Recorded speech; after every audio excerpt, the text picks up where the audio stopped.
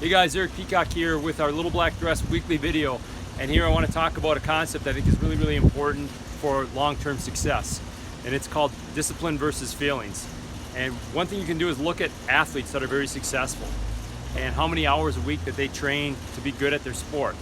Now, we're all not going to be world-class athletes, especially at the Olympics coming up. We know that there's hours and hours, there's a big commitment there, but we can learn something from them.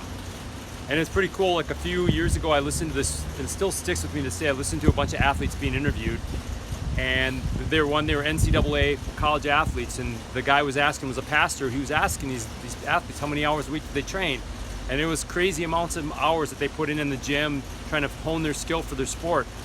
And what he said was, he asked them point blank, he goes, "Do you always feel like training?" And they said no, and they go, "Why do you do it?" "To get the prize, to be the best." And that's what we got to think about when it comes to getting results with fitness and getting in shape and getting that body we want, that we keep talking about we have to get over our feelings, because athletes don't always feel like training, but they have the discipline to do what they know needs to get done despite how they're feeling. And too often I hear things like, "Well, I'm feeling tired today," or "I'm feeling stressed," or "I don't feel like going to class today."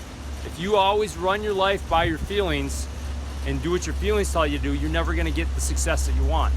So my message to you today is take a page out of the athlete handbook. That doesn't mean you got to go out and try to do the Olympic trials. Let's be realistic, most of us can't do that. But to achieve big results, you have to override feelings with discipline and decide that you're going to do whatever it takes, no matter how you feel that day. And I can tell you, for myself, everyone thinks trainers are we always want to work out and be in the gym. There's a lot of days when I don't feel like it, I do it, and it flips a switch.